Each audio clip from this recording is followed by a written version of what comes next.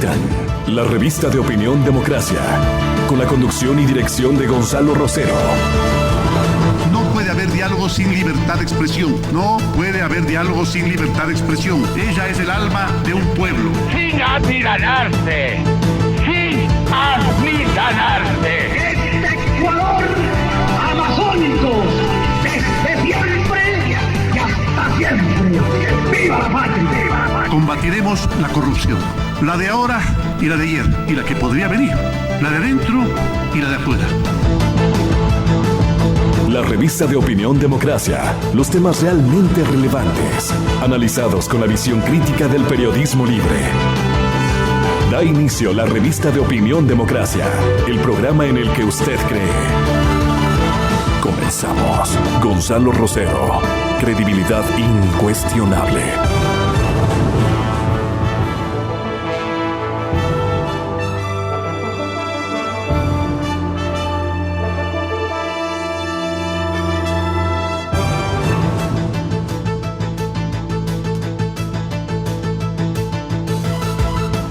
Un abrazo a toda la sociedad ecuatoriana, un saludo y un agradecimiento por la amable atención a este programa que tendrá un significado muy, muy importante. Su atención en primer lugar y todo lo que hemos logrado recopilar desde nuestra sala de operaciones en términos de producción y búsqueda de la verdad, con la presencia,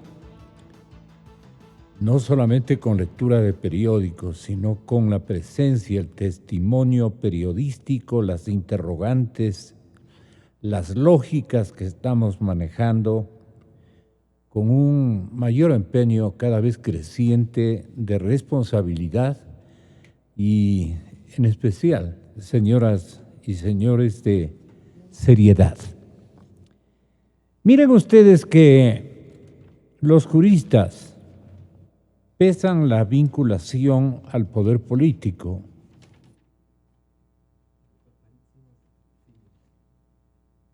Los datos más relevantes aportados al caso de Brecht en Ecuador, como el de las conversaciones grabadas del excontralor Carlos Polis y publicadas ayer por el diario brasileño Globo, se deben justamente a los trabajos realizados por otros países, cuyas investigaciones han señalado incluso a presidentes, exgobernadores o exgobernantes y altos funcionarios en sus respectivas jurisdicciones. Acabo de oír que como pruebas al canto, el Departamento de Justicia de los Estados Unidos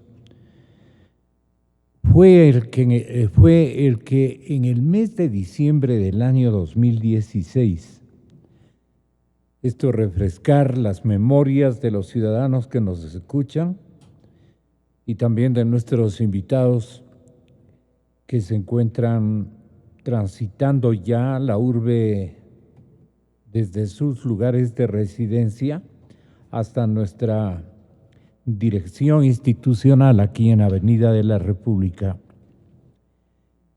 Entonces, una declaración de Rodrigo Tacla, ex abogado de Odebrecht, ante las autoridades españolas en abril de este año. Fue apresado el exministro Alexei Mosquera acusado de haber recibido pagos por $1 millón. Juristas consultados por Expreso encuentran inoperancia de los organismos de control y su dependencia y subordinación al poder político. Son, a decir de ellos, las principales causas por las que Ecuador no muestra avances importantes como lo tienen otros países respecto de este escándalo de alto nivel.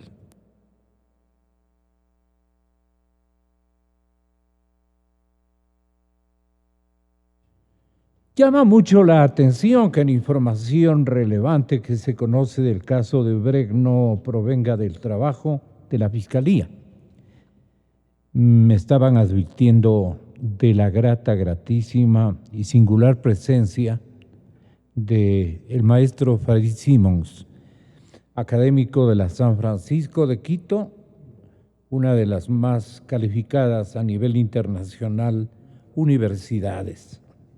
Estábamos atrás también del excontralor del Estado, doctor Alfredo Corral, y este mismo intelectual y jurista menciona que esta deficiencia de los sistemas de investigación debe ir entre comillas, porque es inentendible que desde afuera nos tengan que dar descubriendo hechos de corrupción.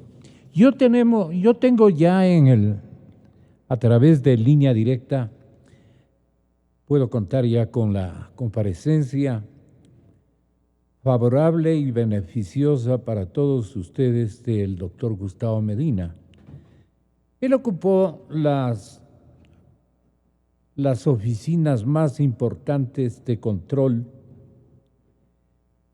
y fue abogado del Estado, fue contralor, fue procurador, y su gran experiencia, especialmente académica, sus hondos estudios, le hacen prever de la necesidad que quiero que tenga la amabilidad de hacernos entender cuán importante es su posición, la exhibida en algunos rotativos del país. Doctor Medina, de que era indispensable, de que era súper necesario conocer la integración del Comité de Deuda, alguien que monitoree, que haya estado atento, digamos, a la marcha del endeudamiento público. ¿Para qué sirve? ¿Para qué esto es significativo? Es la primera interrogante, doctor Medina, después de que usted, a su manera, a su gusto, nos elabore una premisa de todo lo que vamos a hablar y lo importante que resultaría esclarecer este crispado, preocupante, nervioso ambiente que está viviendo el Ecuador, en especial al interior del movimiento de gobierno. Ayer les veíamos en carrera picada en los entornos de la vicepresidencia de la República, ya era de noche. Y tiene sentido esto que se menciona en un estudio que hicieron años antes sobre el caso de Brecht, en el que Plan B apuntaba o decía, anotaba, subrayaba que el caso de la empresa brasileña apunta directamente a Correa y apunta directamente al señor vicepresidente actual, el vicepresidente Glass. Entonces, doctor Medina, como usted comprenderá y comprenderán todos los amables oyentes, el doctor Farid Simons está ya en el estudio. Tenga la bondad, efectivamente, tenga la bondad. Entonces, vamos a hacer lo siguiente. Doctor Medina, este ambiente de nerviosismo que está viviendo el Ecuador, en especial al interior, digo yo, del movimiento de gobierno, cuando se sabe, se conoce que decenas de nombres de altos funcionarios, ¿se me atiende, por favor? Altos funcionarios, nombres de altos funcionarios y exfuncionarios públicos constan en la información entregada por Odebrecht y en las delaciones y videos estamos recordando a Luis Antonio Mameri. Ellos se cambian un poco el sentido de las letras. El portugués es así, Luis Antonio Mameri. Para nosotros, Luis Antonio Mameri. Otro que conocíamos es a José Santos Filo, entre otros, aún por revelarse. Esto hace pensar que todavía no se ha publicitado varios nombres que están comprometidos con este episodio tan escandaloso. Y claro, el flamante fiscal general Carlos Vaca Mancheno, ex asesor del presidente Correa, aseguró que Odebrecht conseguía los contratos a través de una aparente legalidad, entre comillas, y desarrolló un esquema en el que la mayor parte del dinero no pasó por el sistema financiero ecuatoriano y por eso no se pudo rastrear.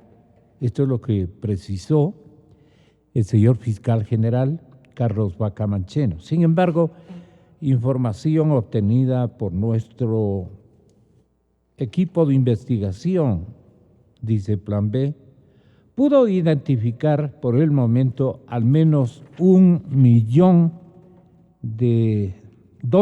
presuntamente transferidos desde Ecuador, cuyo destino fue una cuenta en el multibank perteneciente a la constructora internacional del sur, la offshore de Odebrecht en la ciudad de Panamá, una de las offshore de Odebrecht en Panamá, $1.076.610, más o menos. Entonces, yo le pregunto al doctor Gustavo Medina que tenga la gentileza de hacernos advertir por qué era tan importante que hubiera existido un comité de vigilancia del proceso de endeudamiento del Estado ecuatoriano.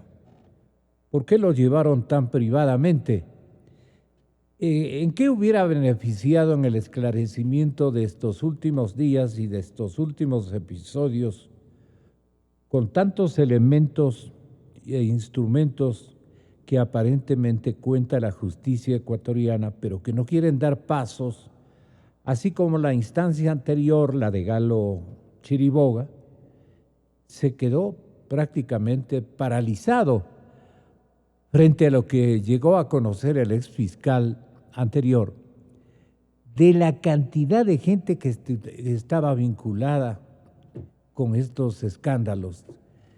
Y todo partía naturalmente de las operaciones de endeudamiento y de la contratación pública que dependían de los capitales de la empresa Odebrecht del Brasil. Ustedes van a oír los supuestos o más las hipótesis que se autoformula el ex procurador general del Estado y distinguido jurista, señor doctor Gustavo Medina López, noble paisano. Muy buenos días.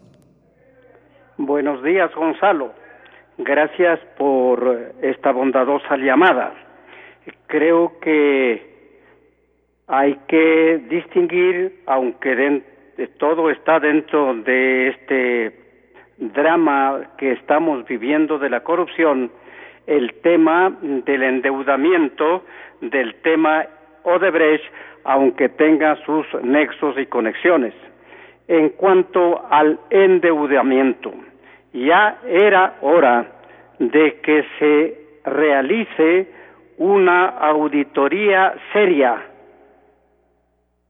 imparcial, profesional del endeudamiento del Ecuador en estos últimos años, con el propósito de conocer quiénes eran los miembros del Comité de Deuda y Financiamiento que autorizaron la adquisición de esas deudas, los fundamentos o razones que tuvieron para hacerlo.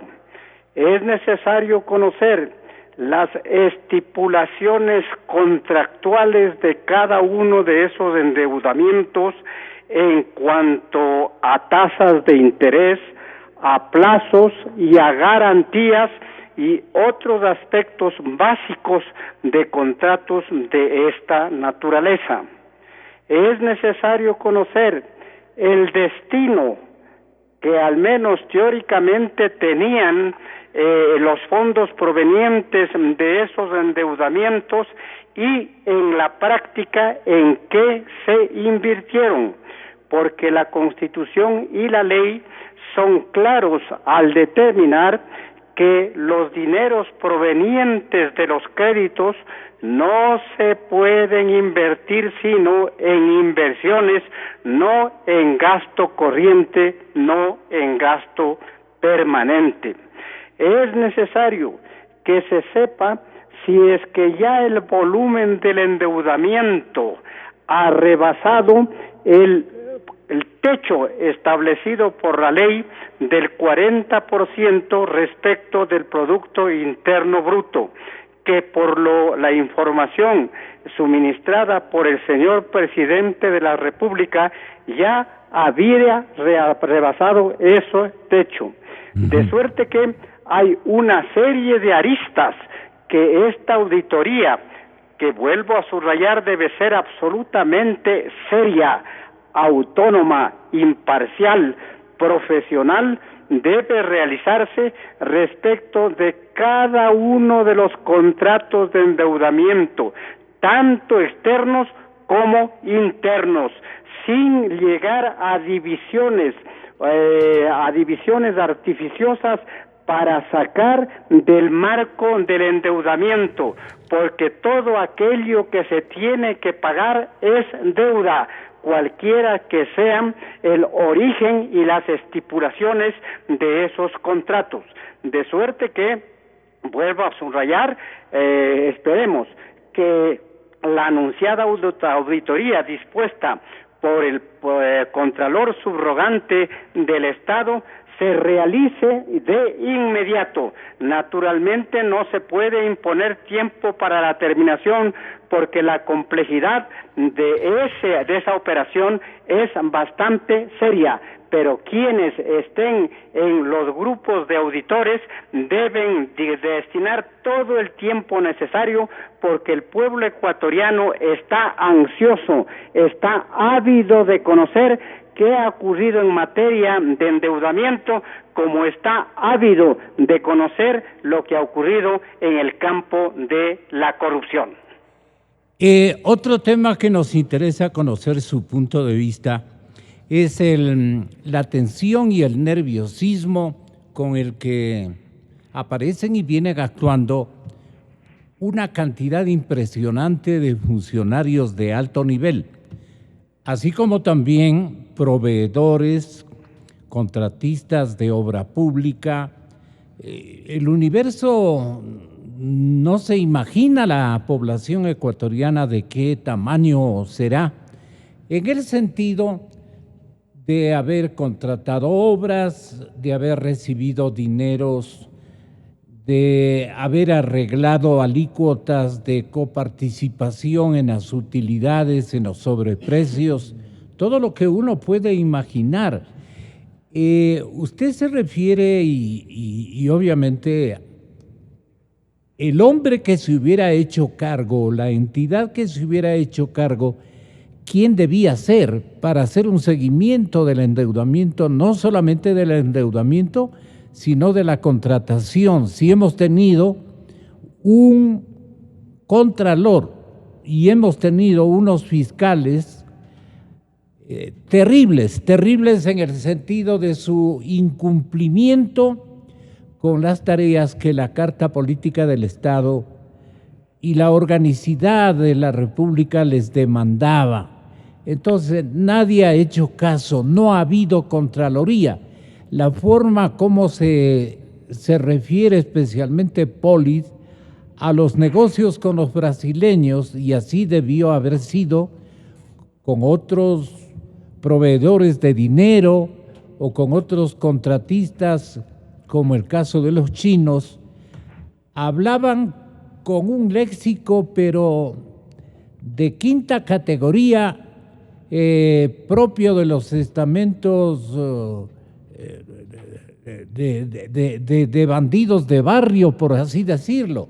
Usted le escuchó en las grabaciones, doctor Medina, cómo trataban y qué calificativos utilizaban y qué malas palabras exhibían en sus pláticas entre los proveedores de dinero con segundas intenciones y lo otro que era los que se beneficiaban de las comisiones.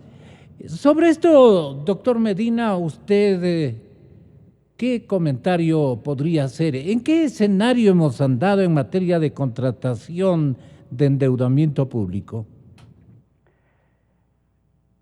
Aunque aparentemente hay serenidad para contestar todo este flujo de información que nos viene del exterior por parte de uno que otro funcionario que estaría inmerso en esta información, creo que es notorio el nerviosismo de muchos exfuncionarios o ciudadanos o ciudadanas que han intervenido en estos procesos de contratación.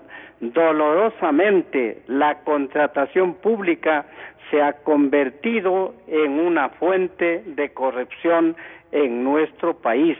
Pero aquí cabe una pregunta: ¿dónde estuvieron los asambleístas en los largos 10 años que no realizaron las fiscalizaciones políticas para establecer precisamente responsabilidades, y al último, en forma apurada, se hace un juicio contra el ex contralor que para mí resulta una medida post-mortem, porque él ya tomó las de Villadiego, de modo que hay que pedir que quienes tienen que ver con el control actúen oportunamente, como debió hacerlo también en otro aspecto el propio Consejo de Participación Ciudadana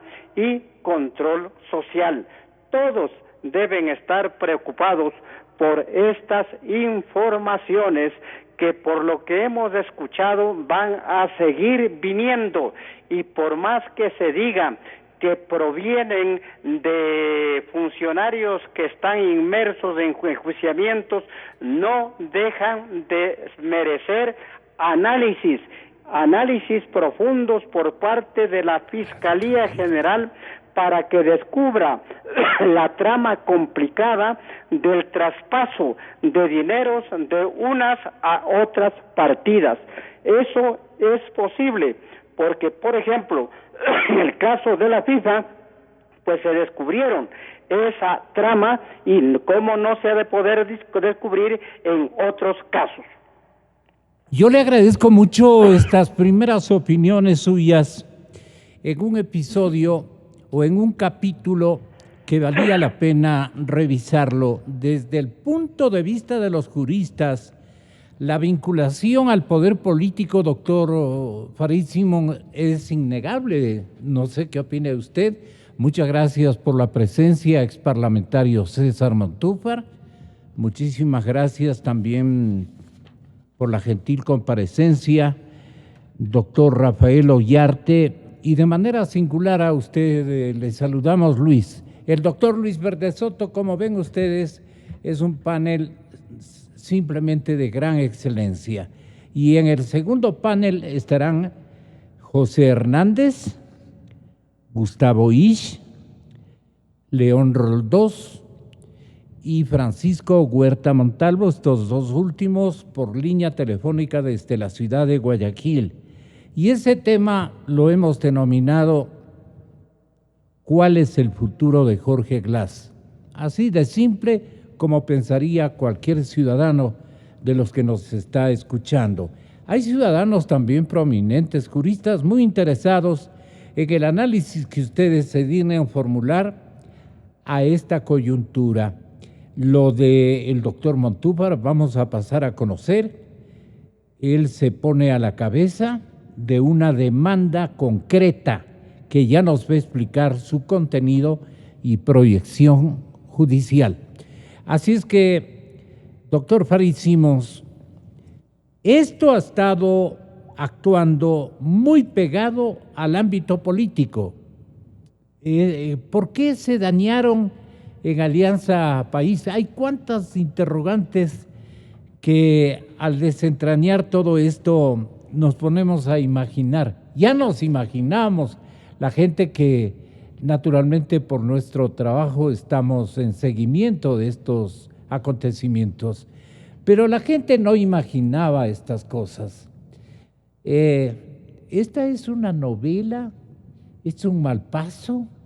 A esto nos hemos acostumbrado en el Ecuador, en América Latina, en el resto del mundo. ¿Estamos desquiciados con tanta plata?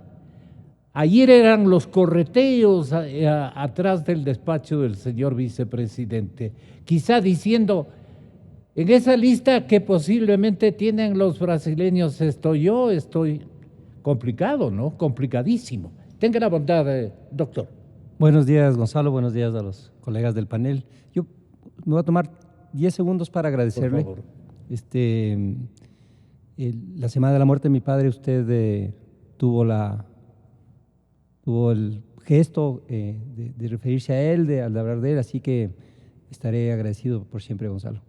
Muchas gracias, fue muy generoso. Merecía. Igual a Francisco Rocha, que estaba ese día. Un gran ser humano, y la República igual, pero hemos ganado en hijos. Tenga la bondad, Farid. Muchas gracias. Entonces quería empezar por eso, me parecía que era de justicia agradecerle, Gonzalo. A ver, creo que casi la totalidad de cosas que estamos viviendo son temas que se dijeron, se discutieron, se denunciaron en su momento o se fueron denunciando durante todos estos años. La primera, que es una cosa estructural, el hecho de que Rafael Correa lideró una toma del Estado para favorecer a un partido político, no para favorecer el desarrollo de un país o de un proyecto político a largo plazo, más allá del partido. Se usó diferentes discursos, pero al final Alianza País era Rafael Correa y una serie de personas agregadas con distintas perspectivas ideológicas, algunas alianzas, algunas gentes que sí estaban convencidas del proyecto, porque una de las cosas más peligrosas es el generar en la imagen de la gente ideas de cambio, de revolución, de transformación, ser un despotismo despersonalizado en función de un objetivo de un proyecto político. Después terminó siendo personalizado, después terminó personalizándose en Rafael Correa. Entonces, la toma del Estado fue sistemática, favorecida en estos primeros años de la efervescencia transformadora. O sea, esos 3 primeros años son fundamentales para lo que pasó después, la Asamblea Constituyente, la estructura de la Constitución, la modificación de los funcionarios públicos, el acorte de los periodos, la ratificación de aquellos que estaban cercanos y que seguramente aceptaron ser parte del complot o de la estructura. Y a partir de eso empezamos a vivir lo que sabíamos: declaraciones de emergencia permanentes, precio alto del petróleo, gran cantidad de obra pública, Odebrecht que se va, Odebrecht que regresa. Y en un momento dado ya empezaron las denuncias de que había en la estructura había personas, yo no creo que sean todos, pero había personas que se habían enriquecido y que no había ninguna discusión de la transformación de sus posesiones. Porque uno puede decir, como vimos, una de las cosas más increíbles de los audios que se escucharon ayer es esta cosa de pedir en efectivo. O sea, ya llega a niveles tan increíbles que mafiosos, como, bueno, ahora ¿no? El tema del dinero se filtra, y había la referencia a los Panama Papers. Deben dinero. Sí. Yo recibo en dinero. Entonces, A mí no me vengan con huevadas. Perdonen por la vulgaridad que yo repito, pero así decía Polit, así ¿no? es.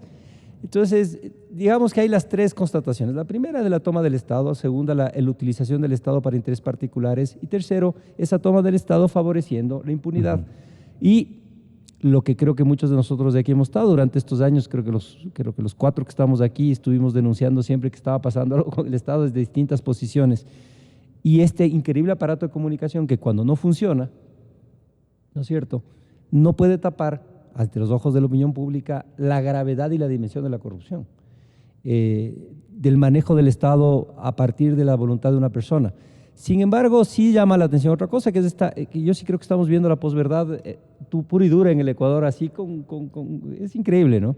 Sí. Se escuchan los audios de ayer, pero clarísimo, o sea, ni siquiera hay que darle vueltas, es dos personas en una conversación donde deja en evidencia los niveles de la corrupción, y hay miles de personas que todavía creen que no es verdad, que es un montaje y que se cree el cuento chino del día de ayer, porque Glass salió y explicó, dijo que en realidad lo que pasa es que lo odiaban, es un empresario corrupto que le odia, entonces monta una conversación con Poli en donde hablan de la corrupción para hablar de él. O sea, ese es el nivel del que estamos después de estos 10 años, porque los daños del gobierno son daños económicos, pero hay unos daños increíbles a la ética, a la percepción del Estado, de la cosa pública, de la justicia.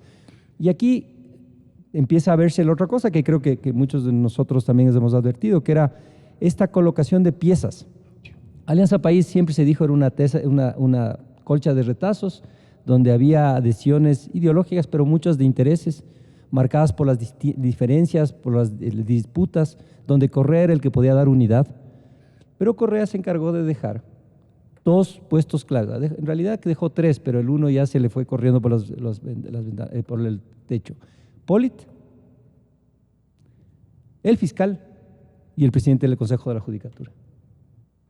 Con esas 3 piezas uno podía moverse a futuro sin importar lo que suceda, sin importar, porque el uno es el dueño de la acción penal, no hay otra forma en el Ecuador, que en este tipo de cosas el fiscal asuma la acusación, la indagación, la instrucción y después el proceso penal. Y después, eventualmente, si llega, se requiere de las decisiones judiciales. Entonces, dejó armada la estructura perfecta para la impunidad. Ahora, como siempre, habrá que ver cómo las fuerzas, el reacomodo de fuerzas, el reacomodo de posiciones van modificándose. Porque claro, esto no se juega en el vacío, esto es una perspectiva que alguien toma antes, dice yo necesito estos espacios, pero hay que ver cómo van las fuerzas juntándose y los presiones, hasta qué momento uno puede sostener algo que es absolutamente evidente. Porque hay un momento que ya no puede detenerse más, ya no puede retenerse esta avalancha que son la información sobre corrupción que existe. Pesa, doctor Montúfar, pesa la vinculación que estas acciones de mala factura pasan al manejo del poder político, o el poder político se adueña, digamos, de este negocio y lo hace a fuerza, naturalmente, de un liderazgo total. Lo que se cuidan es de no dejar circunstancias que puedan permitir al resto de la sociedad darse cuenta de que las cosas iban por mal camino. ¿En qué se convierte el poder, la negociación pública, o sea, la contratación pública, con el poder político que nos ha gobernado 10 años?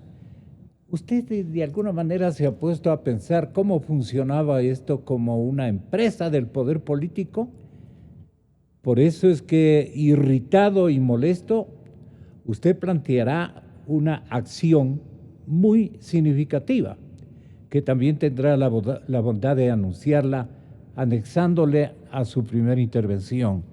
Exparlamentario, buenos días. Muchas gracias, Gonzalo. Un saludo a todos los amigos del panel y permítame también, Farid, me acabo de enterar de la muerte de tu padre, no lo conocía, no conocía que había fallecido, lo conocí personalmente y quisiera extenderte extemporáneamente las condolencias a ti, a Omar, a doña Pepita, tu madre. Realmente no conocí, realmente me he quedado sorprendido y en gran medida consternado por esta noticia. Mire, Gonzalo,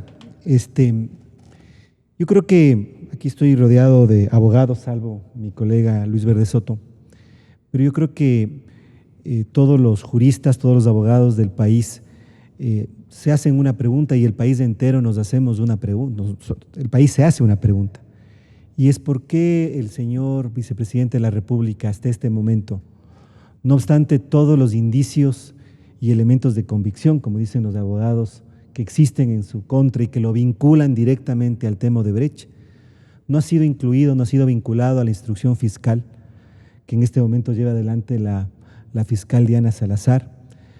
¿Por qué la fiscal no se ha inhibido para que sea el fiscal Vaca Mancheno quien asume el caso? ¿Y por qué desde la Corte Nacional de Justicia no se dictan ya medidas cautelares para prevenir que en el caso del vicepresidente de la República ocurra lo mismo que ya ha ocurrido en otros casos de altos funcionarios del gobierno, Pedro Delgado, Capaya, el mismo excontralor Polita? Perdón, para ella no vendría a ser tal vez una interpretación equivocada de mi parte o acertada de mi parte. Va a ser un honor en mi carrera profesional este encargo. Y no meditó en la necesidad de decir, mire, esto es grave. Usted es el que tiene la palabra, señor fiscal general de la República. Es que aquí hay una realidad, Gonzalo, y es que toda esa información que el día de ayer comenzó a divulgarse y hace algunas semanas también. Hay que recordar lo que publicó la periodista de Coavisa, Jacqueline Rodas, este fragmento de conversación, que es apenas un fragmento, del tío del vicepresidente con exfuncionarios de Odebrecht arreglando una cita para JG. JG no podría ser otro que el vicepresidente de la República. Lo que ha aparecido que relaciona directamente al vicepresidente de la República, a su tío Ricardo Rivera y al empresario Tomislav Topic, principal de Telconet, con la recepción de millones de dólares de Odebrecht a empresas offshore, entre ellas esta famosa empresa Glory International. La misma investigación de la Fiscalía que determina que el tío del vicepresidente habría recibido, por tener un alto funcionario en el gobierno, más de 13 millones de dólares en sobornos por parte de la empresa Odebrecht y el 1% de todos los contratos. Lo que yo ayer presenté en la Fiscalía, y paso a lo segundo, que usted me preguntaba. Yo presenté ayer el registro oficial 115 del 4 de febrero del 2011, en donde está la sentencia en un recurso de casación de un particular. Este es un juicio laboral, un ciudadano, Romero Celi, que presenta, es un juicio laboral en contra de TV Satelital, la empresa de Ricardo Rivera, a la que desde el año 2009, según declaración del señor Topic, envió recursos o transfirió cortesías o transfirió comisiones, dijo el señor Topic, desde el 2009 hasta el 2016. Lo que presenté el día de ayer es la prueba de que hasta el 2009, es decir, cuando ya era funcionario del gobierno de Rafael Correa, el señor actual vicepresidente de la República, Jorge Glass, todavía representaba a la empresa TV Satelital, porque es quien presenta este recurso de casación en el año 2009. Entonces, todo eso, Gonzalo, todo eso, a lo único que en un país donde exista un debido proceso, donde existe un Estado de Derecho, donde se quiere realmente perseguir y buscar a los responsables de los actos de corrupción sin persecución política, darían ya como resultado el que la justicia comience a funcionar y que por lo tanto se le impute al vicepresidente, se le formulen cargos, se le vinculen a la investigación y a la instrucción fiscal y que por lo tanto existan medidas cautelares para que la justicia pueda actuar. Entonces todos nos preguntamos eso y la única razón por la cual eso no ocurre, Gonzalo, la única razón por la que en el Ecuador, a diferencia de Perú, Colombia, República Dominicana, Panamá, Brasil, no ocurre, es porque hay presión política. Pues eso con un poquísimo entendimiento podemos llegar. Usted, no obstante, denota la desconfianza de que haya medidas cautelares de parte de las autoridades judiciales. Pero es que lo que pasa es que época, si a cualquier ciudadano le apuntan tantos elementos de convicción, ese ciudadano ya estaría preso hace rato. Pero en el Ecuador eso no ocurre y la única explicación que uno puede darse es que esta estructura de concentración total del poder, que a lo mejor ya no es ni siquiera del presidente de la República, sino heredada del expresidente Correa, su vicepresidente, todavía sigue pesando en la justicia, todavía sigue pesando en la fiscalía. Yo no encuentro otra explicación, otra explicación. Entonces, Gonzalo, aquí hay un punto, y con eso termino esta primera conversación. El problema es este, Gonzalo, y yo diría la ventaja para los ecuatorianos y Pero para perdone, su diligencia ya está encaminada. Ya está encaminada. Yo he presentado 3 denuncias penales en contra del vicepresidente, 3 denuncias penales, corriéndome todos los riesgos que un ciudadano sin inmunidad puede correrse, precisamente por la indignación que siento de que esto ocurra. Pero más allá de eso, Gonzalo, el punto aquí es que toda esta información, lo que ayer, el audio que estamos escuchando y que en este momento es motivo de esta conversación, fue publicado desde el Perú. Pero esa información, Gonzalo, ya la tiene la Fiscalía, ya es parte de la instrucción fiscal desde hace rato. Esa información, y aquí los abogados que están aquí no me dejarán mentir, es pública porque es parte de una instrucción fiscal. Debería estar abierta a todos los ciudadanos. Y la Fiscalía en este momento la está reteniendo. ¿Qué es lo que va a suceder, Gonzalo? Que toda esta información va a salir poco a poco desde el exterior si es que el fiscal no toma acción. Y la vergüenza para la institucionalidad ecuatoriana va a ser cada vez mayor. Entonces, yo digo, estamos en un momento de inflexión. Yo creo que las cosas ya no dan más. Creo que la situación del vicepresidente es insostenible. Y yo insisto, será responsabilidad del fiscal Vaca Mancheno. Será su responsabilidad si con el vicepresidente de la República ocurre lo mismo que ya ocurrió con Capaya, Pedro Delgado y el excontralor Polito. Mi cordial y respetuosa bienvenida, señor doctor Luis Verde Soto, y lo mismo mi cordial bienvenida al doctor Ollarte. Caballeros, no solamente es este material el que confisca prácticamente, por así decirlo, y confisca por ley, pues a él le pertenece darle una respuesta inmediata. Me refiero al señor fiscal general de la República. Pero quiero recordar a la población ecuatoriana que muchísimas más revelaciones están entregados por Odebrecht, entregados por la firma brasileña, directamente desde los archivos de Odebrecht.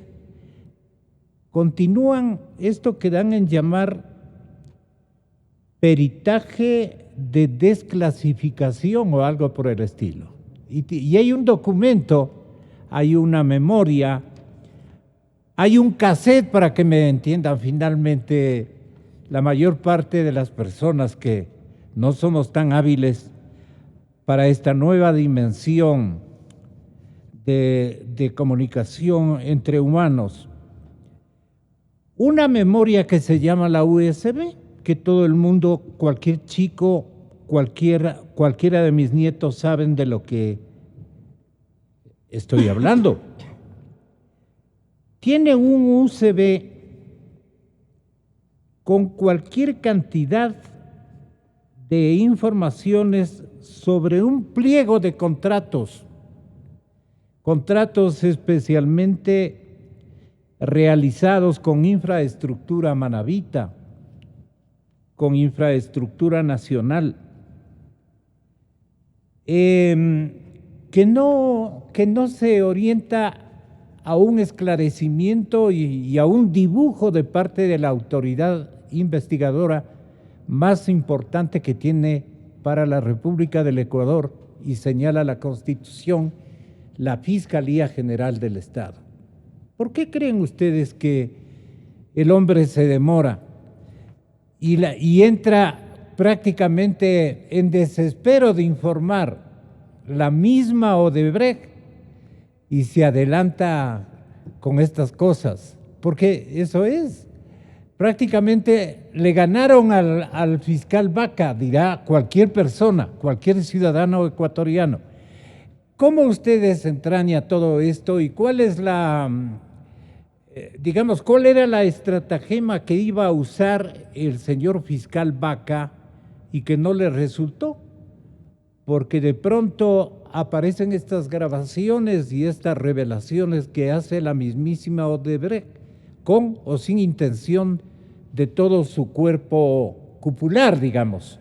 Así es que, doctor Verde Soto, lo que quiera decirnos es muy significativo. Gracias. Buen día con los colegas del panel. El tema de la corrupción es un fenómeno mundial enorme y en todo el continente da vueltas el tema de por qué en Ecuador, frente a las evidencias producidas en todos los otros países y frente a una lista uniforme y frente a una información que fue entregada uniformemente por la justicia norteamericana, el caso ecuatoriano no progresa, el caso ecuatoriano no deja ver, no asume transparentemente esta información que fue entregada a la Fiscalía del Ecuador. Es evidente que en el tema del Ecuador se ha vuelto ya un puesto prioritario, está dejando de tener tanta importancia el tema central de derechos humanos que fue el tema, o es el tema de comunicación y la brutalidad totalitaria que significa esa ley, a pasar a ser el segundo tema tan importante que es el de la independencia judicial. Ecuador se encuentra otra vez en el concierto internacional y esto ya fue visible en Ginebra hace 3 meses, de que una buena parte de preguntas junto a las de comunicación estuvieron relacionadas con por parte de la comunidad internacional me refiero al tema de la independencia judicial. Ecuador ha pasado a tener un tema otra vez absolutamente relevante en el tema de conciertos de derechos humanos, que es el tema de la absoluta pérdida de independencia judicial, socapada por la creación de una infraestructura y procedimientos judiciales más o menos rápidos. El tema acá es haber cubierto la falta de independencia judicial, este elemento, ingrediente central de la democracia, con el tema de ciertos procedimientos de servicio público en torno al tema judicial. Ahí viene el hecho grande, ¿no es verdad?, de que en Ecuador precisamos varias cosas, yo te diría. La primera es la profundidad investigativa y la profundidad acuciosa de ciudadanos para poder esclarecer uno a uno los hechos que van presentándose. Pero a la vez necesitamos no perder el horizonte del conjunto de hechos que Ecuador está viviendo, que hacen relación a una crisis muy profunda que no solamente tiene que ver con el tema que este rato abre, cataliza y acelera las reacciones, el de corrupción, sino el conjunto de cosas. Entonces creo que ahí... Pero perdone, doctor Verdesoto, este momento me da la impresión como ciudadano común y corriente que soy yo, de que lo que debemos preocuparnos o debe preocuparnos es nuestro escenario para luego referirnos a un análisis regional o mundial. Este instante necesitamos ponencias jurídicas, una especie de minga nacional con todas las especializaciones del conocimiento para contraatacar esto que se ha irradiado con tanta crudeza en nuestra nación. No estoy priorizando lo nacional versus lo internacional, estoy poniendo un contexto a lo nacional, que es cómo internacionalmente se está mirando lo que pasa en Ecuador, por qué la mirada internacional sobre Ecuador se vuelve absolutamente importante en el momento en que Ecuador no puede quedar aislado. Ya está aislado en el caso venezolano y ahora vamos a estar aislados además en el caso de la independencia judicial. Todo esto para decir que algo tan evidente en otros países donde hay presidentes presos, donde hay vicepresidentes presos que llevaron a presidentes presos, no ocurre en el Ecuador, o no está ocurriendo en el Ecuador. Y esto implica evidentemente la complicidad de autoridades precisas.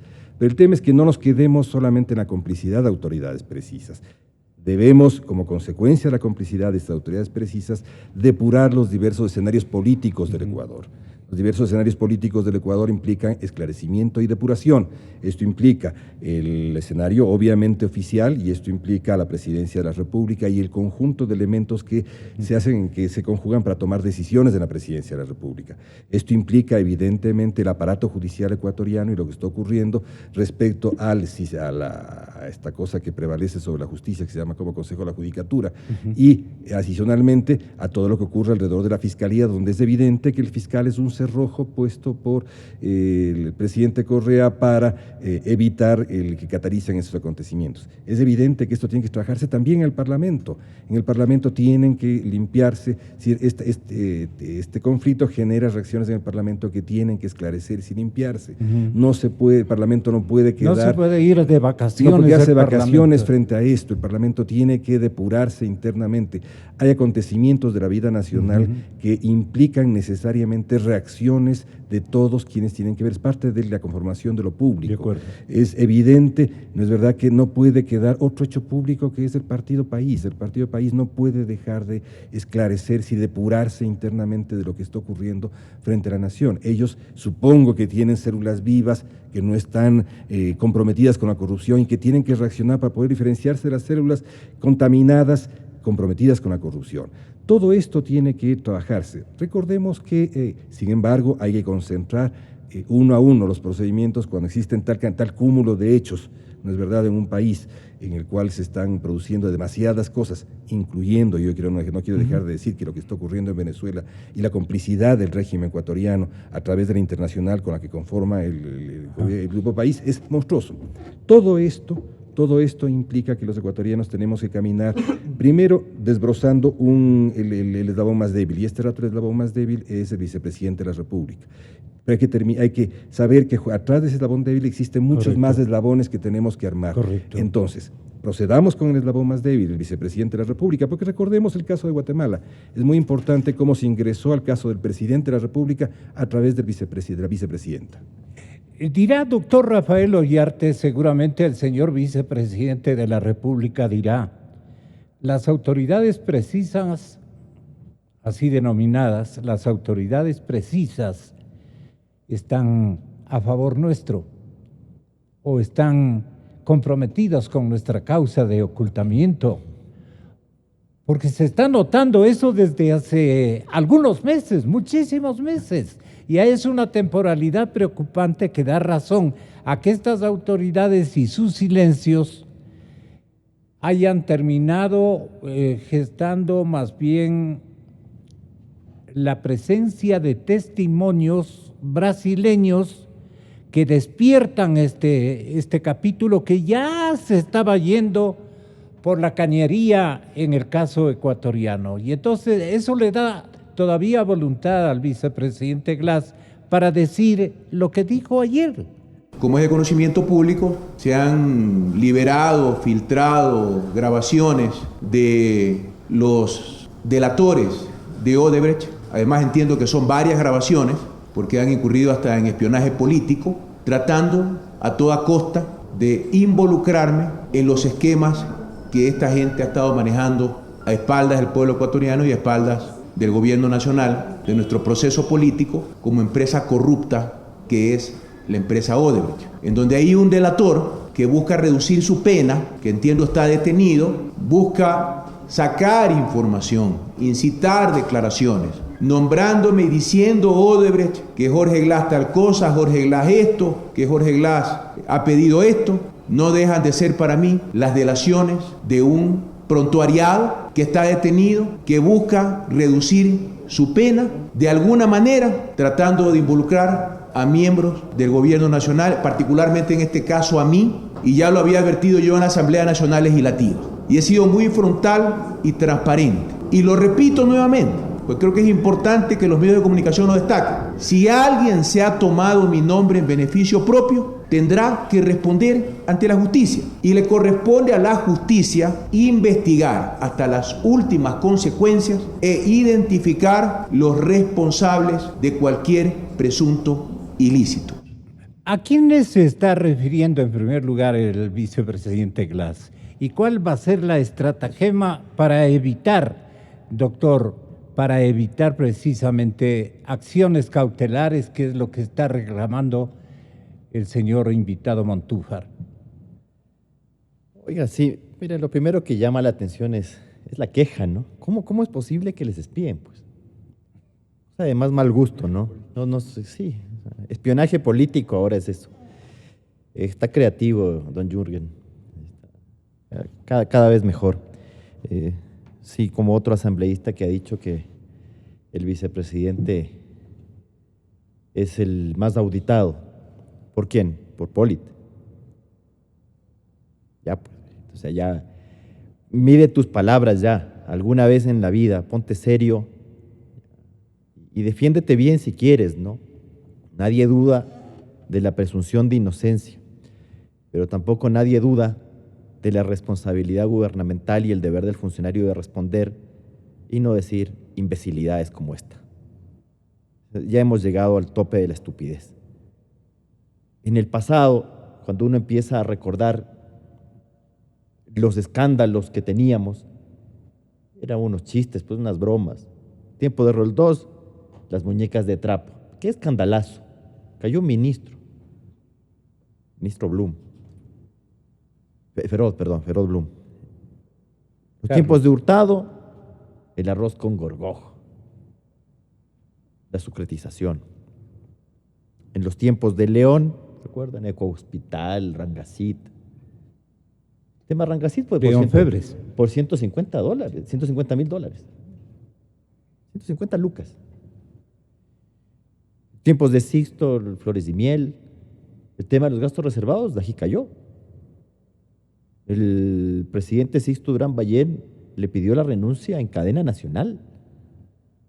El otro no renunció, le hicieron un juicio político. En aquellos años no, donde la oposición no era tan burda para hacer acusaciones constitucionales y el oficialismo no era tan descarado como para anular las acusaciones constitucionales por cualquier cosa.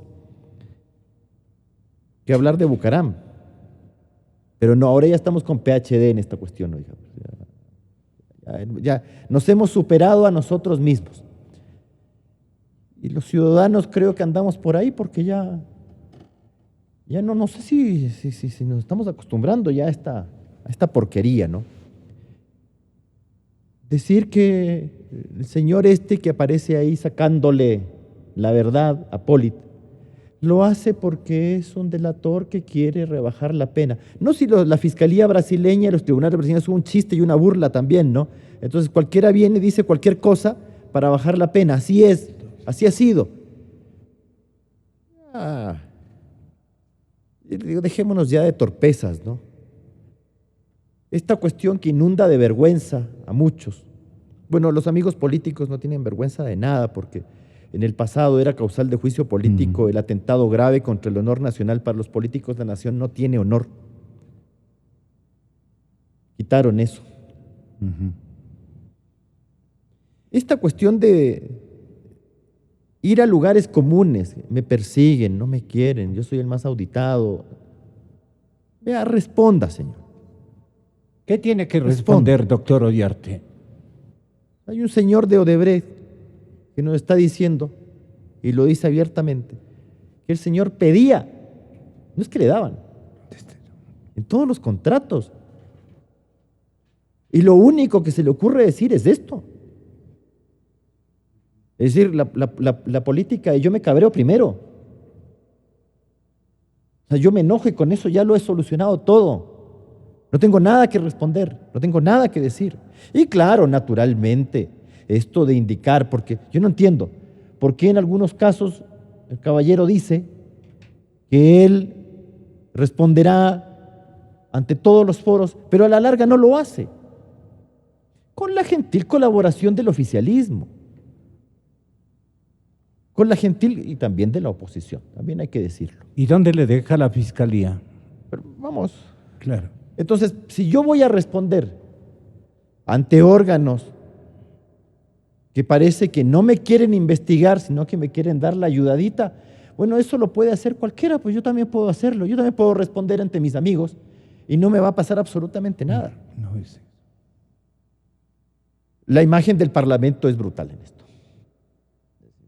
Escuchar a asambleístas del oficialismo que tienen que fiscalizar al funcionario y no le tienen que defender. Un asambleísta no es abogado defensor. Tiene que obrar con objetividad en materia fiscalizadora. No, es que aquí no hay pruebas, no es que sí. Vea, se descalifican solos. Y nos parece normal. El tema de la fiscalía. Yo aspiro que los funcionarios entiendan una cuestión. Aquí solamente existen dos cargos públicos que tienen legitimidad democrática, que son el presidente de la República y la Asamblea. Claro, tiene que legitimarse también en el ejercicio. Pero los demás órganos del poder público no tienen ninguna legitimidad de origen. Es decir, independientemente de que aquí te quieran hablar de que la forma de designación es el principio y fin de la legitimación de un funcionario, por concurso, por designación, por terna, por lo que sea. El funcionario solo se va a legitimar a través de sus actuaciones. No tiene de otra. A mí me vale que me digan, es que el fiscal fue con un concurso transparentísimo, donde el ex jefe del Estado y actual tuitero decía que el contralor Polit era un gran contralor y que el otro era ganador por los 8 costados. tiene que legitimarse en el cargo. Bueno, en una de esas nos llevamos alguna sorpresa, ¿no? Que sería muy agradable. ¿Qué podría pasar Que para la que Fiscalía sea una actúe, sorpresa? no con los pies de plomo que tuvimos ya en el pasado, porque mire, lo que ha dicho don Luis Verde Soto. ¿Cómo es posible que en Panamá el señor Martinelli, los hijos, o sea, vea, estamos hablando del expresidente de la República, no de cualquier cosa, Claro. los hijitos del expresidente de la República, y de ahí para abajo el resto, ¿no? En el Perú, Toledo salido del país, Ollantumala y su mujer presos, y de ahí para abajo, en una de esas también le llega a Kuczynski porque fue ministro de Economía. Claro, está bajo el ministerio, pero en una de esas le llega, le cae el chahuiscle. Pero eso tiene una razón de ser, independencia de los poderes. ¿Los tiene en Ecuador todavía? Pero aquí seguimos hablando de cómo designamos, que si debe ser, que el Consejo de Participación Ciudadana, que ya se anuló solo. Entonces, ¿eso en qué posición le pone al ciudadano? En la posición de que si usted alza el muro sin permiso de construcción, el municipio te cae. En que si te cruzaste por ahí respetando el rojo, te cae la gente. Que si has incumplido un contratito, te cae la justicia. Pero en cambio, si te vas llevando en sacos, ahí ya... Tiene otra categoría. Es que perdóneme, es que cuando vemos esas cantidades y las cosas que se están diciendo, además solamente del tema Odebrecht, que no es la única contratista, porque Odebrecht, ¿cuántos contratos que tenía Odebrecht en el Ecuador? 9 contratos. De 9 contratos, de la infinidad de contratos que hay en el Ecuador. Lo que nosotros sabemos y nos hemos enterado es de ese asunto. Yo escucho esa cuestión que hace este señor de Odebrecht, el delator, y se refiere a que los chinos también han pagado. ¿Y esos señores cuántos contratos tienen? O sea, ¿cuánto hay más que saber aquí? Y nosotros estamos con el tema de Odebrecht gracias, por obra y gracia, a que en Brasil han actuado y han actuado en otros países y ya no toca de otra. O sea, doctor, nadie sabe el inventario de la contratación pública en estos 10 años. Es una brutalidad. No creo que ni el propio Correa sabe. A ver, perdón, señor, no conocía ni los contratos del hermano, pues. O sea, ¿qué se le puede pedir? Pues, aquí, mire, en nuestro país ocurre que el funcionario, y de esa importancia, se da el lujo de decir una de ese color, de ese porte. Y lo dijo al principio. Y nosotros, y el Rivera es un imitador del hermano del expresidente Correa. Oiga, porque él se las daba de mucho en el exterior y hacía una gran cantidad de contratos, hacía negocios y asomaba como hermano del presidente. Pero mire. Y logró así cualquier cantidad de canonjías e hizo una fortuna impresionante. Con 10 años de la Contraloría. Pues sabe solo la mamá del doctor Poli. Correa. ¿Quién no habrá? ¿Quién no habrá? Porque claro, estamos diciendo, ahora resulta que, como la calentura está en las sábanas, el problema ha sido que gracias a una actuación genial del expresidente Correa, de ordenar a sus vasallos de que había que eliminar los informes previos de Procuraduría y Contraloría en la contratación pública, por eso ha sido. Oye, ponme todos los controles que tú quieras, que con el contralor que teníamos te da igual. O sea, salvo que si a uno le quieren ver la cara de esto. Farid, el señor Conceição, así creo que se llama el brasileño, que le saca ni siquiera usa habilidad, pues. Es como a cualquier Hipólite se presta eso. Pero nunca imaginó que le estaban, o sí grabando, pero que esa grabación no iba a aparecer un día como el de ayer. Entonces le va sacando de a poco, pero no es que Poli no se da cuenta, porque hasta le miente cuando le preguntan ¿y cómo va la política? Y tuvo tiempo para todo, ¿no? Le hizo el mudo, pero nada que ver, le sacó seguramente lo que a él le interesaba para pasar la factura a sus jefes y decir, aquí está mi trabajo, ya le hice hablar al Contralor General del Estado ecuatoriano. Ya tienen, guarden esto para cualquier momento, ¿sí? Ahora, el tema es que el señor fiscal Vaca dice esta mañana en la cadena Ecuavisa que no es ninguna novedad lo que ayer hemos escuchado los ecuatorianos, que en verdad él ya va a dar a conocer que es una grabación de 38 minutos, no esa tontera que ha grabado el compañero. ¿Cuántos minutos ha grabado usted, compañero? ¿Cuántos minutos? 3 minutos y recibió un gran abrazo mío, porque todavía no aludían en los otros medios.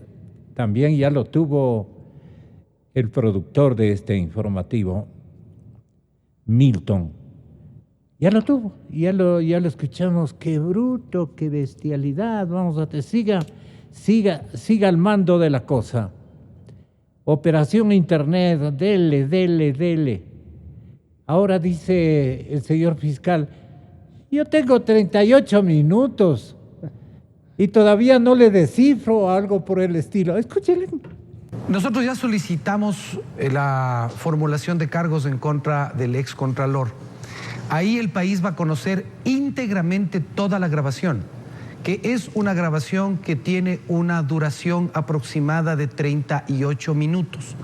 Ese fragmento en el que estas dos personas hablan sobre un tercero es un fragmento de no más allá de 1 minuto. La grabación completa, íntegra, es lo que le interesa a la Fiscalía, sobre todo también para poder verificar. Y entre las cosas que se han verificado, porque esta grabación es parte de las grabaciones que yo le anuncié al país, que se habían obtenido por la gestión de la Fiscalía y que están sometidas a peritajes y que han sido sometidas a investigación y que han motivado el llamado que le hice yo personalmente al señor vicepresidente a que comparezca a rendir versión y que corresponden a las investigaciones que hemos enviado a Panamá, a la Contraloría, a la Superintendencia de Compañías, a la Superintendencia de Bancos, al Servicio de Rentas Internas. Es decir, toda esta grabación íntegra es una grabación que ha sido sometida no a la contrastación del dicho entre las partes que conversan, porque están hablando una persona y otra respecto de un tercero solamente.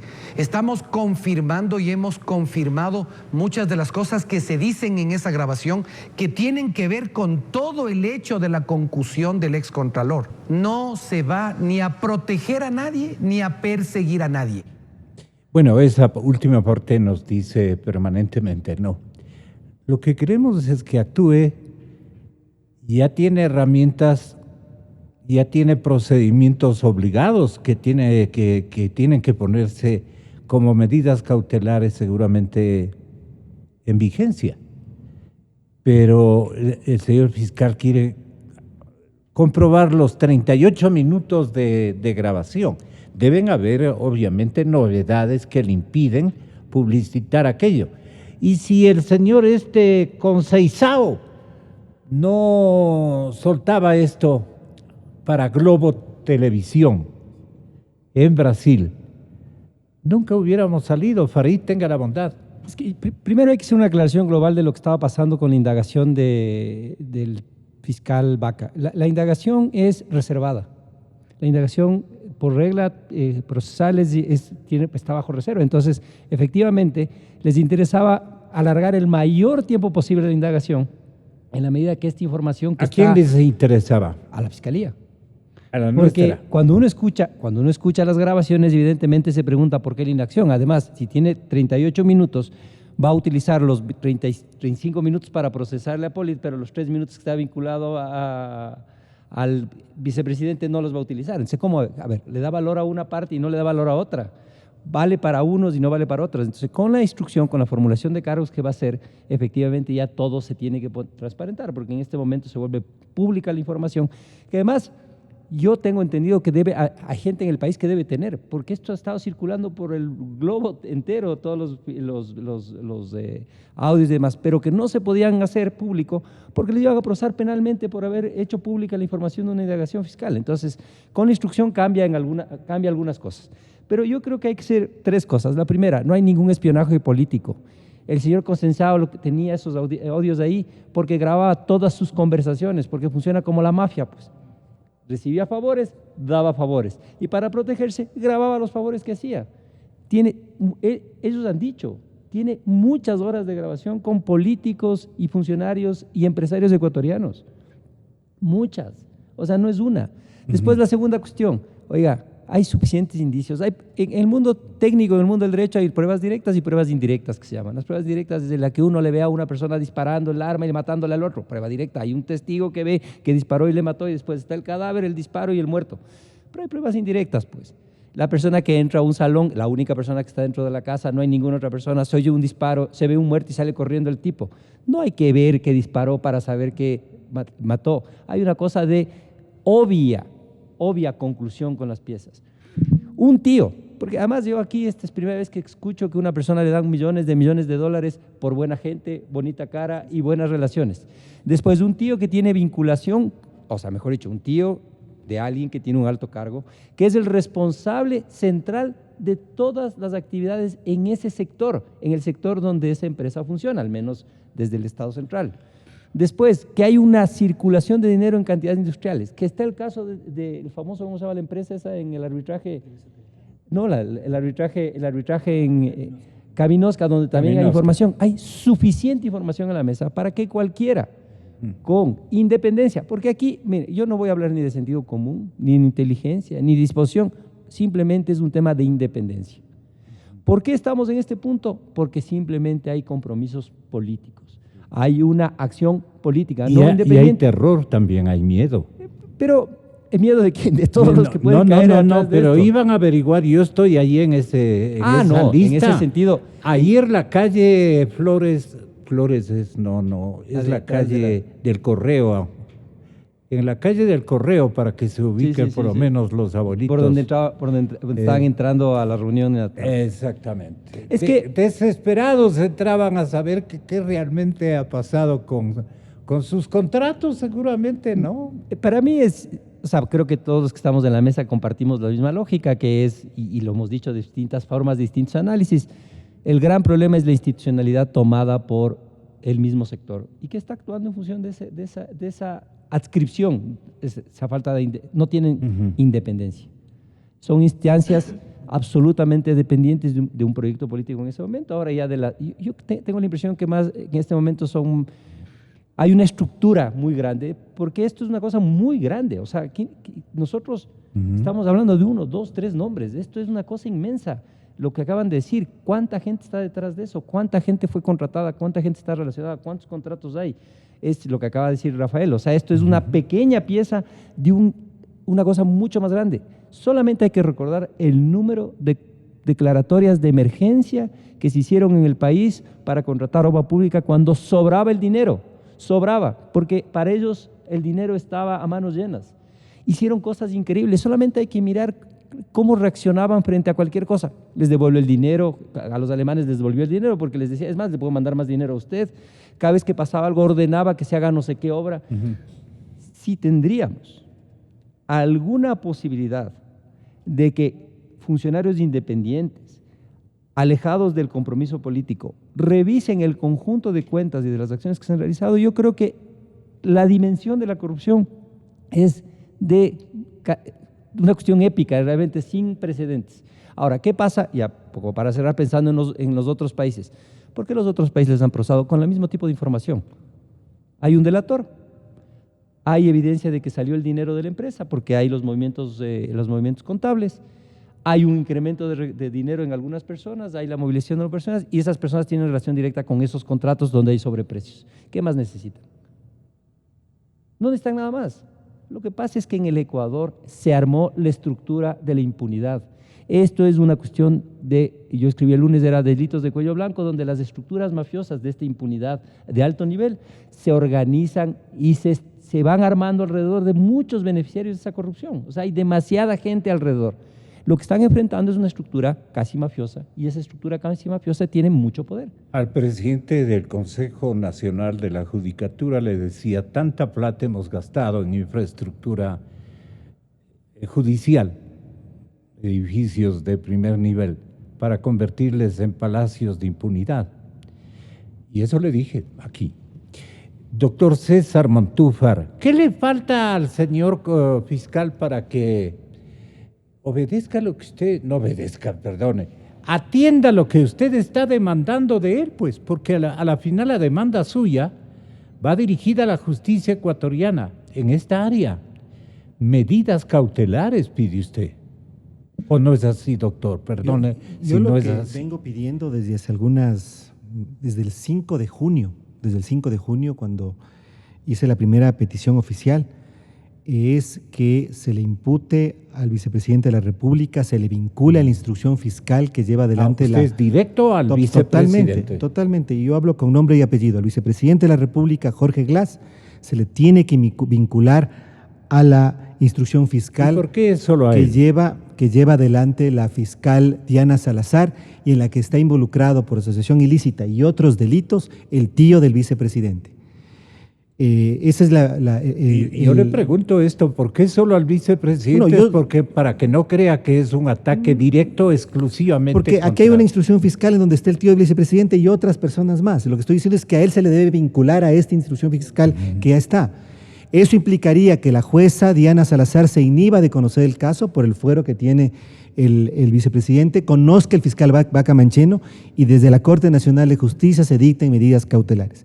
Pero, Gonzalo, yo quisiera decir algunas cosas porque me parece que en la declaración que en la entrevista que usted acaba de reproducir en Ecuavisa el día de hoy del fiscal Vaca Mancheno, se dijo una cosa muy, pero muy importante que tiene que quedar grabada. Dijo textualmente, yo la anoté: estamos confirmando y hemos confirmado muchas cosas que dice esa grabación. Eso es fundamental. Es decir, que no se está desmintiendo ni se va a desmentir lo que allí se dice. Porque esas delaciones no es que son verdad establecida, esas delaciones precisamente la Fiscalía debe confirmar en la investigación. Y lo que dice el fiscal Vaca Mancheno es que están confirmando y hemos confirmado textualmente lo que dice esa grabación, que es apenas un pequeño fragmento de horas de audio, de video y de muchísimas transcripciones de chats en la plataforma telefónica Telegram o WhatsApp. Esto es una pequeñísima muestra. ¿Y eso no le serviría solamente para imputar al excontralor del Estado y exculpar a los que están por acá? A muchas, porque José Concepción Santos Filho fue el encargado, el administrador de Odebrecht en el Ecuador desde el 2011 hasta el 2016. Y hay al menos, es uno, quizá el más importante, junto a Luis Antonio Mameri. Mameri, Santos y Besa posiblemente son los tres más importantes, pero hay 12 ex funcionarios de Odebrecht detenidos que han dado sus delaciones. Pero aquí hay un punto muy importante, Gonzalo, que es el siguiente. Odebrecht ha contratado desde el 2011 al presente en el Ecuador más de 4.500 millones de dólares. Y apenas en este momento estamos hablando de 13 millones al señor Rivera, presuntamente, y de 1 millón también que habría recibido el exministro Alexei Mosquera. Es decir, estamos hablando apenas de 14 millones de dólares de contratos que superaron los 4.500 millones de dólares cuando fueron firmados, sabiendo que hubo un incremento importantísimo por fuera de lo que la ley establece en el reajuste de precios, en los contratos complementarios de reajuste de precios. Entonces, estamos hablando de un esquema y de una cantidad de recursos monumental. Todos esos recursos, Gonzalo, fueron en el sector, en el área de sectores estratégicos a cargo del vicepresidente, a excepción de 2. Y estoy solamente hablando de los contratos de Odebrecht a partir del 2011 cuando regresa al país, a excepción de la Ruta Viva y el Metro de Quito.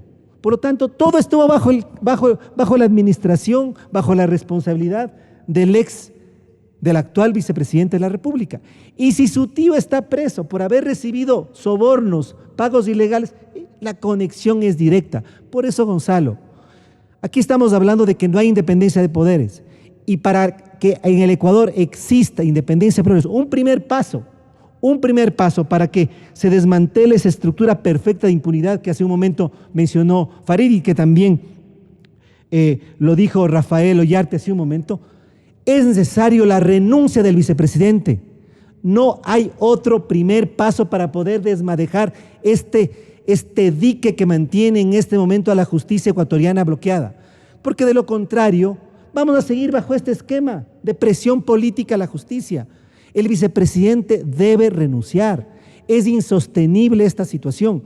Porque ¿Y quién le renuncia? Es que lo que pasa es que yo creo que tiene que haber una gran presión ciudadana para eso, Gonzalo. No puede ser posible. Hace un momento nos hacía Rafael un recuento de lo que eran la gente les dio los grandes casos de corrupción en el Ecuador, de poder político. Pero hay otra cara de la moneda que también hay que decirla. ¿Por qué salió a la luz y por qué tuvo un desenlace político aquella situación? Porque había una gran presión ciudadana. Aquí el problema principal es la inacción de la gente. Es que la gente mira esto que ha ocurrido y le da como normal. Y parece que nada pasara. Parece que nada pasara. Hemos perdido la vergüenza. Fíjese, hace algunos años, usted recuerda esta ex ministra Sandra Correa. Se demostró, hubo un proceso que demostraba que había una tesis plagiada. Bueno, el señor Glass también plagió su tesis. Y eso fue público. El señor Glass también firmó como ingeniero antes de haber recibido el título. Y aquí en el Ecuador no pasa nada. Entonces yo creo que aquí sí tenemos, y creo que hay que señalar la responsabilidad de las autoridades, por supuesto. Creo que la Fiscalía tiene que actuar, la Asamblea tiene que actuar, pero creo que los ecuatorianos también tenemos que mirarnos hacia adentro. También tenemos que hacernos una autocrítica de lo que estamos en este momento permitiendo, tolerando, pasando desapercibidos, mirando a otro lado. Y eso no puede ser así. Entonces yo le digo, Gonzalo, aquí hay una presión política que está impidiendo que la justicia trabaje.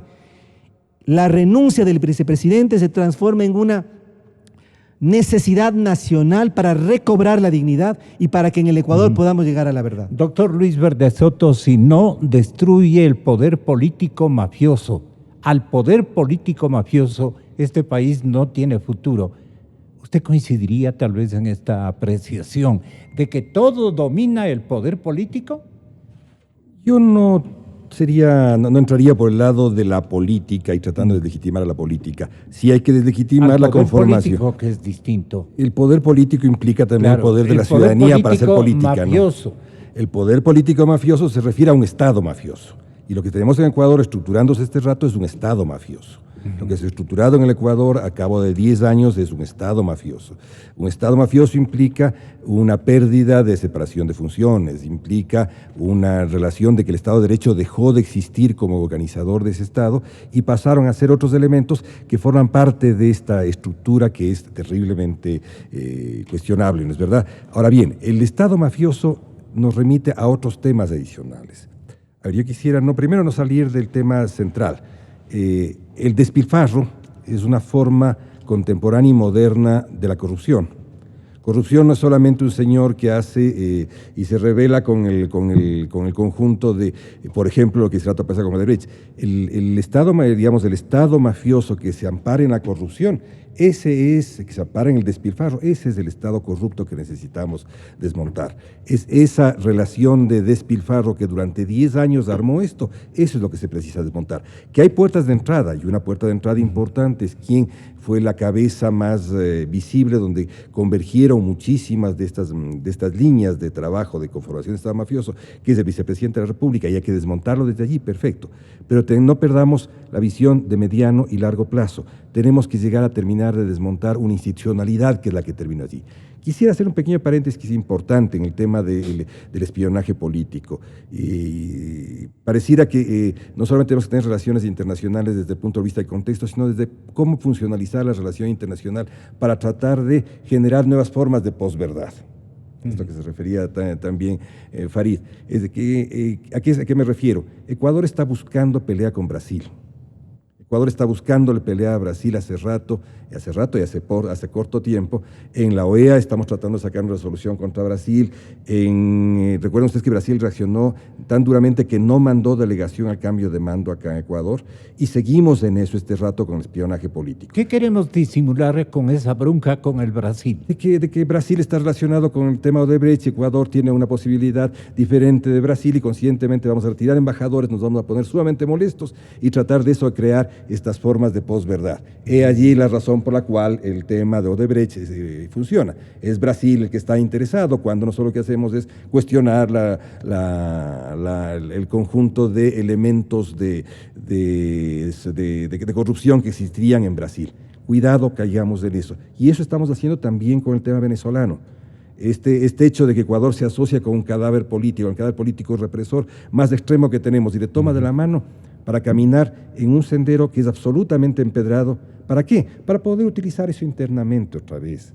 ¿Cómo está siendo utilizado por el poder político la Asamblea Nacional? Mayoría absoluta y total de parte de ese estamento. Bueno, ha hecho de burro pie de una posición internacional, que es decir que lo que está ocurriendo en Brasil es la expresión de la soberanía popular. Eso es una torpeza, ¿no es verdad? Es una torpeza en términos de relaciones internacionales, una torpeza en términos de relaciones internas. El juego que está haciendo Ecuador respecto a esto es tratar de alinearse por fuera del conjunto de situaciones internacionales y decir lo que ocurre en este país, una vez más, es una isla de bondad diferente de lo que ocurrió en el resto.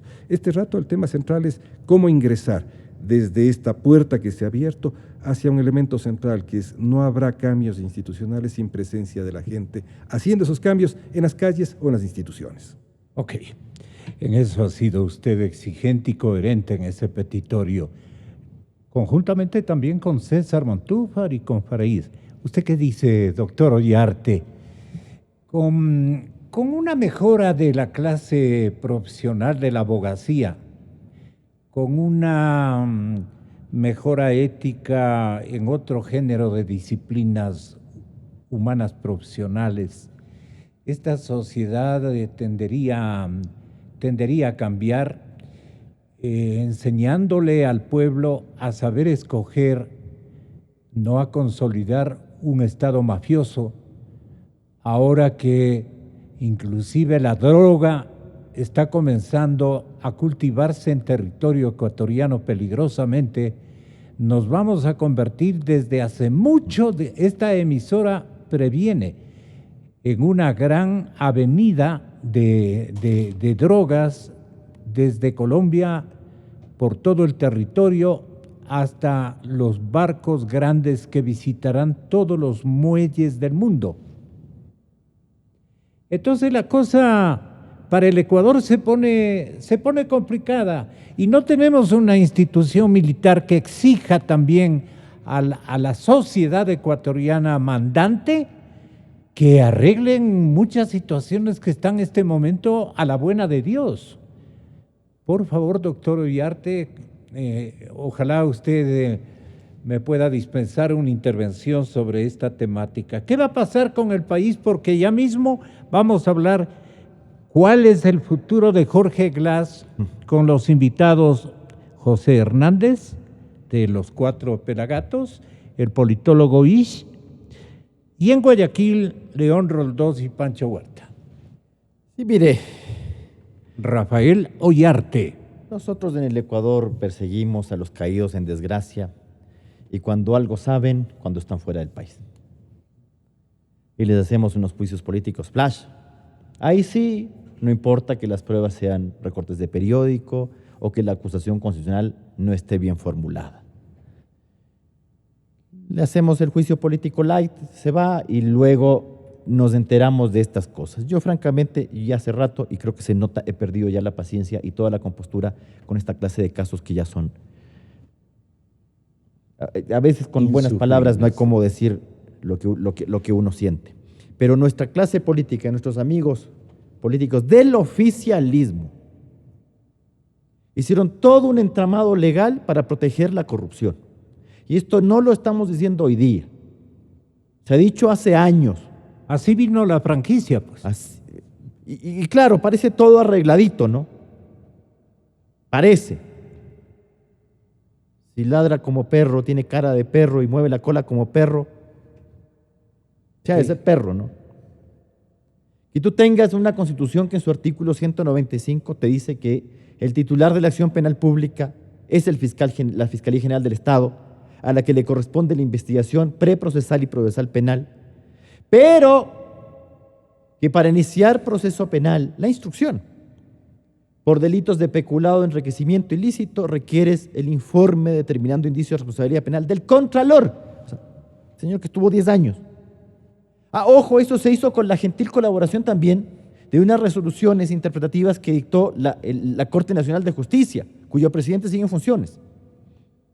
Ahora, eso no tenía por qué seguirlo la Asamblea, porque esas resoluciones tienen vigencia mientras la ley no determine lo contrario. Tampoco se excusa haber seguido esa estupidez violatoria del artículo 195 de la Constitución frontalmente. Como no hay Corte Constitucional, sigue haciéndolo nomás. Y ahí nos clavaron este artículo 581 del Código Integral Penal que señala ese requisito. Que además hace otra cosa, porque tú tienes una Constitución que te dice que los delitos de peculado, cohecho, concusión y enriquecimiento ilícito son imprescriptibles. ¿Cuánto tiempo tiene el Contralor para informar? 7 años. Si no informa 7 años, ahí quedó tu imprescriptibilidad. Eso hicieron. Ahí no importa. La Constitución vale un pepino. Entonces, tenemos un vicepresidente que dice desembosadamente que todo le tiene sin cuidado. ¿Cómo no te va a tener sin cuidado? Pues? ¿Cómo? Ahora, claro, pedirle la renuncia, pero si el cargo de vicepresidente le da inmunidad, pues. No se puede iniciar causa penal en contra del presidente o del vicepresidente de la República sin la autorización legislativa, con el requisito encima de todo de los 2/3. Entonces, como uno escucha a unos asambleístas descalificados que tenemos acá, que en vez de fiscalizar, porque por último, hágase eso, y no anuncia voz en cuello que el vicepresidente es el más auditado, que no hay pruebas. A eso le va a pedir usted una autorización de procedimiento penal, le puede poner las pruebas en la cara a esa gente que no va a pasar nada, salvo que hayan otras cosas. ¿Cómo qué? Que les convenga ya deshacerse del señor. Al partido. Pero por supuesto, pues si necesita 2/3 para un juicio político, y al gobierno. 2/3 para autorizar los procesamientos penales. Yo no estoy diciendo que el señor Glass ha hecho algo, pero que el señor tiene que responder y dar la cara. Y que los órganos del poder público tienen que funcionar, porque lo que uno que ve es que aquí no funcionan las cosas, eso. Porque si el señor sale libre de polvo y paja, qué mejor pues lavarnos la cara alguna vez. Porque sí es vergonzoso pues que esto fuera cierto. Pero da más pena que ni siquiera uno pueda ni preguntarse, pues el señor se enoja pues. Le están sugiriendo y mire, al ya está señor... por salud, pues porque en la calle del Correo hay un estupendo colegio de las Hermanas de la Providencia cerca, pues ¿cómo puedes mirar a la cara a esas chicas cuando ni siquiera das la cara al país? Pues. Y sobre lo otro, lo que usted ha dicho, el tema de las drogas, no sé qué. A ver, ¿a quién se le ocurrió eliminar cuarteles de las Fuerzas Armadas? ¿Por qué en el Ecuador no se produjo lo que Perú o lo que Colombia? Porque las Fuerzas Armadas tenían dominio territorial, usted tenía cuarteles muy cerca en todas las localidades, entonces era muy complicado si usted tiene Fuerzas Armadas que tiene dominio territorial, que se le instale guerrilla, narcotraficantes y porquerías.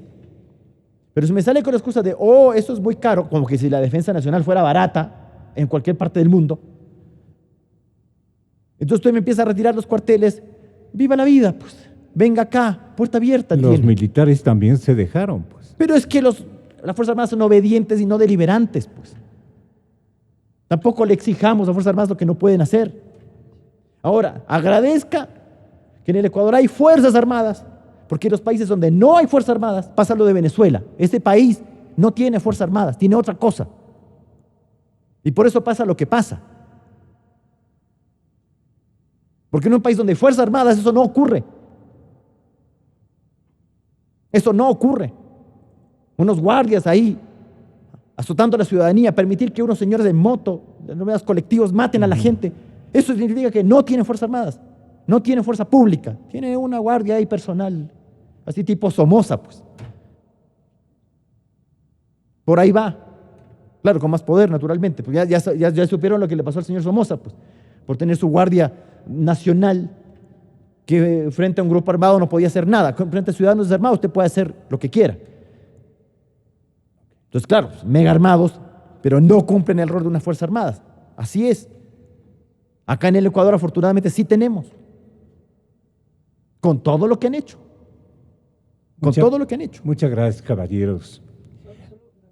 Desde luego, Farid Simons. Uno puede quedar con la sensación de que todos son corruptos, todos son unos cómplices de lo que está sucediendo. Hay gente en Alianza País, en la función judicial, en la fiscalía honrada, honesta, y uno cree que una sociedad civil movilizada, más esa gente que le duele el país, que se indigna también, presione para que las cosas cambien, porque no podemos vivir en este entorno de complicidad, de impunidad y de corrupción. No podemos. Entonces uno confía que la sociedad civil, la que no esté involucrada en el poder, pero las personas que están dentro de Alianza País, que son honestas, que estoy seguro que existen, las personas honestas de la Fiscalía, las personas honestas de la función judicial, de la Corte Constitucional, a pesar de toda la desconfianza que vamos a tener en la estructura política, esas personas también reaccionen y que asuman que no pueden dejar que el país se caiga a pedazos. Yo creo que es el resumen. El país está cayéndose a pedazos frente a nuestros ojos. Estuvo bajo un control absoluto, amarrado con este control de la información y de todos los espacios, pero fueron armando las condiciones para este Estado mafioso que puede destruir al país, simplemente. Y nuestro espejo horrible es Venezuela. No podemos dejar que llegara allá. Entonces, es una invocación a los responsables políticos, a la responsabilidad social, a la responsabilidad jurídica, de que no podemos dejar que llegue a ese punto. Yo creo en la radio. Yo creo en la radio. Creo en la verdad. Creo en Nexa FM. Inicio de espacio promocional y publicitario. ¿Sabías que puedes estar acostumbrado a una